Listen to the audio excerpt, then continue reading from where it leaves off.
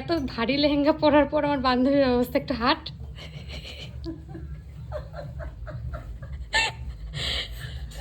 বল তোর কেমন লাগছে এত সুন্দর লেহেঙ্গা পরে? খুব ভালো লাগছে, কিন্তু ভারী আমি হাঁটতে পারছি না, পা দুটো আমার খুঁজে পাচ্ছি না।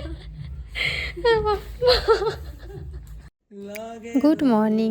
আজকে আবারও চলে এসেছি নতুন একটি ভিডিও নিয়ে। আজকে তোমাদের সাথে শেয়ার করব আমি পূজার রিসেপশনের পুরো লুকটি। পূজার বৌভাতের দিনের লুকটিতে তো তোমরা আমাকে অনেক ভালোবাসা দিয়েছো আর সবাই অনেক অনেক পছন্দ করেছো সেই ভিডিওটি। তো আজকে ওরই রিসেপশন ডেতে আমি ওকে কেমন করে সাজালাম সেটার ভিডিওটা তোমাদের সাথে শেয়ার করব। যেহেতু ওর বিয়ে এবং বৌভাত দুটোরই বুকিং আমার কাছেই ছিল, তাই আমরা শুরু থেকেই প্ল্যানিং করে নিয়েছিলাম কেমন কি ড্রেস আপ হবে, কি কালারের ড্রেস পরবে ও, মানে লেহেঙ্গা বা ওর বিয়ের শাড়ি কী কালার পরবে না পরবে। তো সেই মতোই আমাদের সব কিছুই প্রি প্ল্যান্ড ছিল, যার জন্য আমাদের কাজটি করতে একদমই প্রবলেম হয়নি। আর মেকআপের কথা যদি বলতে চাই, ও আমাকে শুরুর থেকেই একটা কথাই বলেছিল যে একদম হালকা মেকআপই যেন আমি করি। আর তোমরা বিয়ের দিনের ভিডিওতে দেখতেই পারবে যে ওর স্কিনে প্রচণ্ড পরিমাণে অ্যালার্জি ছিল, আর সেরকম হেভি মেকআপ করলে অ্যালার্জির যে গুঁড়ি গুঁড়ি ভাবগুলো সেগুলো একদম মুখের সাথে ভেসে উঠতো, যার জন্য ও বলেছিল যে খুব সফট মেকআপই যেন করি। তবে আই মেকআপটা আজকে আমি একটু অন্যরকম করতে চেয়েছিলাম। তোমরা সবাই দেখো যে সবসময় আমি খুব সফটের মধ্যে আই মেকআপটা পছন্দ করি এবং আমার ক্লায়েন্টরাও সেরকমই ডিমান্ড আমার কাছে করে। তো ওর যেহেতু কোনো ডিমান্ড ছিল না, আমি সফটের মধ্যে একটু অন্যরকম আই মেকআপ করি, যেটা আমি এর আগে কোনো দিন কোনো রিয়েল ক্লায়েন্টকে করিনি।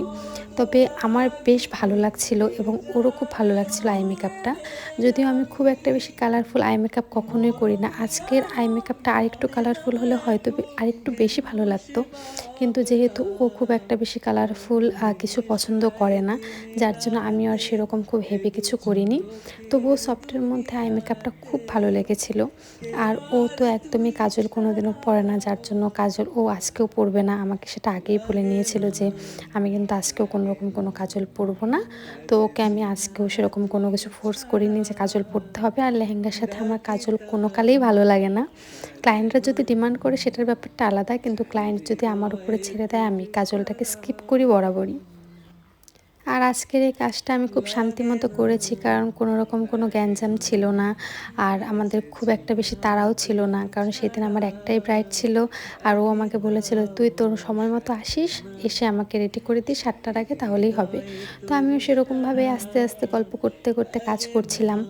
আর এখন একটা জিনিস সুবিধা হয়েছে যে আমি বেশিরভাগ কাজে আমার মাকে নিয়ে যাই, যার জন্য মা থাকলে পরে তো আরও কোনো টেনশনই নেই যে তাড়াতাড়ি বাড়ি ফিরতে হবে বা কিছু। তো সেরকম কোনো টেনশন আমাদের মধ্যে ছিলই না, না পূজার মধ্যে ছিল না আমার মধ্যে ছিল। আর ওর বাড়ির লোকও একদম আমাদের বিরক্ত করেনি যে তাড়াতাড়ি ছাড়তে হবে বা কিছু। তো সেই কারণে আমরা খুব সুন্দর মতো কাজ করছিলাম গল্প করতে করতে, আর সবটাই মন মতো হচ্ছিল এখনও অবধি। তো সেসবতেও সবটাই মন মতো হয়েছে। তো কথা বলতে বলতে দেখো এই হচ্ছে পূজার বেস মেকআপ। কী যে ভালো লাগছিল ওকে সামনাসামনি দেখতে সেটা বলার মতো নয়। আই মেকআপটা কিন্তু আমি অনেকটাই অন্যরকম করেছি, কিন্তু সেরকমভাবে ক্যামেরাতে জানি না কেন ক্যাপচার হচ্ছে না। তো এবার আসি সব থেকে বড় যেটা সমস্যা, সেটা হচ্ছে এই লেহেঙ্গা। এটার এত ওজন ছিল, মানে আমি শুধু ভাবছিলাম যে ওই লেহেঙ্গা পরে কীভাবে হাঁটাহাঁটি করবে। আর সেই দিন এতটা পরিমাণ গরম ছিল, আমরা পুরোটা মেকআপ করেছি ফ্যান দিয়ে, কিন্তু যখন ওকে লেহেঙ্গাটা পরানো কমপ্লিট হলো তখনই ফ্যানটা কেন যেন নষ্ট হয়ে গেল। তো যাই হোক, পরে সব কিছু ঠিকঠাক করে আমরা আবার কাজটা শুরু করি।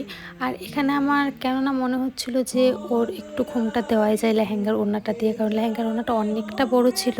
সেই ওড়নাটাকে ম্যানেজ করা পূজার পক্ষে একটু চাপেরই হয়ে যেত, যার জন্যই আমরা একদম লেহেঙ্গাটার ওড়নাটা দিয়ে ওর মাথার মধ্যে ঘোমটা দিয়ে দিই। আর ওর চুল নিয়ে যেহেতু খুবই প্রবলেম ছিল, ও আমাকে শুরুতেই বলেছিল যে আমার চুলে বেশি কিছু করবি না, কারণ আমি সামলাতে পারবো না, শুধুমাত্র হালকার মধ্যে একটা এক্সটেনশন লাগিয়ে আমি চুলের সাইডে একটু ফুল লাগিয়ে দিই। তো এই ছিল পূজার ফাইনাল লুকটি তোমাদের কেমন লাগলো অবশ্যই জানাতে ভুলো না। আমার এবং পূজার তো খুব পছন্দ হয়েছে, যেটা আমি বরাবরই বলে আসি। তো আজকের লুকটা একটু অন্যরকম হয়েছিল, কিন্তু আমাদের পার্সোনালি খুব পছন্দ হয়েছিল। আর ওকে সামনাসামনি দেখতে একটা পুতুলের মতন লাগছিল। তো তোমরাও জানাতে ভুলো না আজকের ভিডিওটি কেমন লাগলো। দেখা হবে অন্য কোনো ভিডিওতে, ততক্ষণের জন্য সবাই ভালো থেকো, সুস্থ থেকো, টাটা।